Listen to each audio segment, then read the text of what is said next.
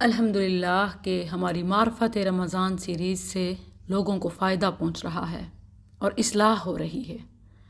دہائیوں سے سحری کی جو نیت ہم سنتے پڑھتے آ رہے تھے، وہ بھی صوم غد نویت من شہر رمضان، اس حوالے سے جب میں نے پوسٹ شیئر کی کہ یہ رسول اللہ صلی اللہ علیہ وسلم سے قطعی طور پر ثابت نہیں ہے، بلکہ سنت کی مخالفت کی وجہ سے یہ بدعت ہے، تو سب نے سمجھا اور مانا، اصلاح ہوئی الحمدللہ۔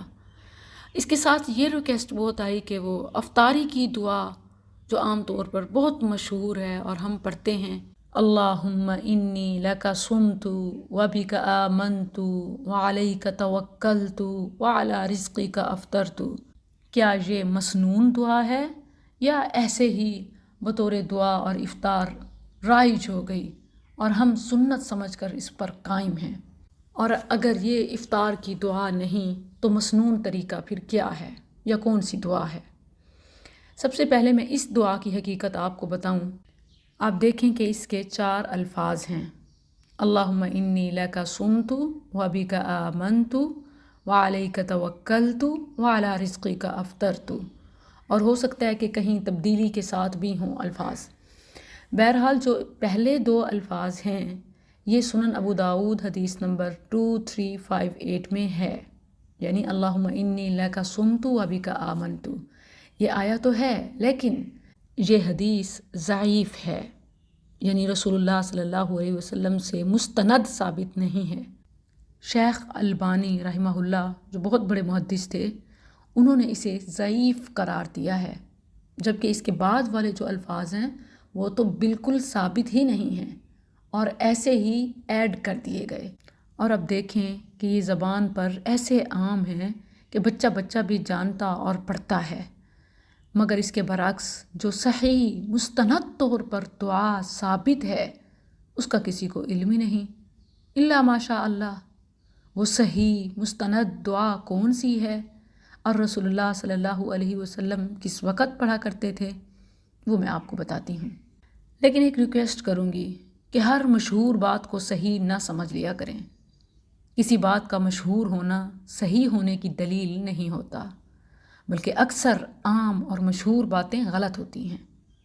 اسپیشلی عبادات کے الفاظ اور طریقوں کے حوالے سے خبردار رہا کریں۔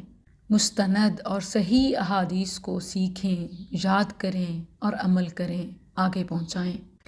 روزہ افطار کرنے کی مسنون مستند دعا جو رسول اللہ صلی اللہ علیہ وسلم سے صحیح ثابت ہے، وہ سنن ابو داؤد حدیث نمبر 2357 صحیح حدیث ہے، ذهب الظمأ وابتلت العروق وثبت الأجر انشاء اللہ، پیاس مٹ گئی اور رگیں تر ہو گئیں اور انشاءاللہ ثواب ثابت ہو گیا۔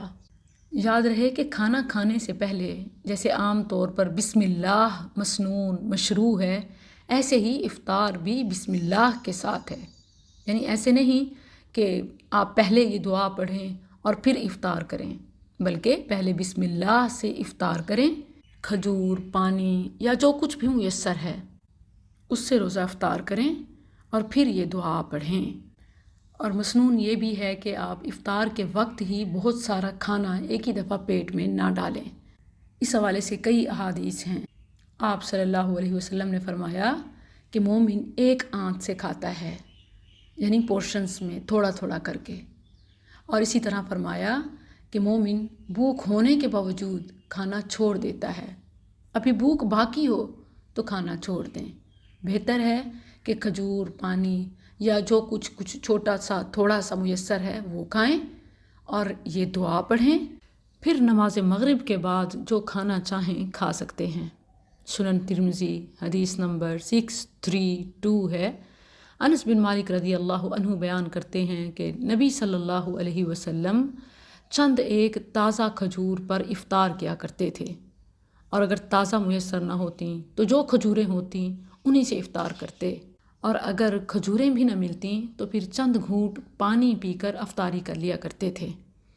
تو اسی بات کو ترجیح دیں کہ کھجور، پانی یا جو بھی میسر ہے تھوڑا سا بسم اللہ پڑھ کر کھا پی لیں، اور اس کے بعد ذہب الظمأ وابتلت العروق وثبت الاجر انشاء اللہ، یہ افطار کی دعا پڑھیں، نماز پڑھیں اور حسب ضرورت کھائیں۔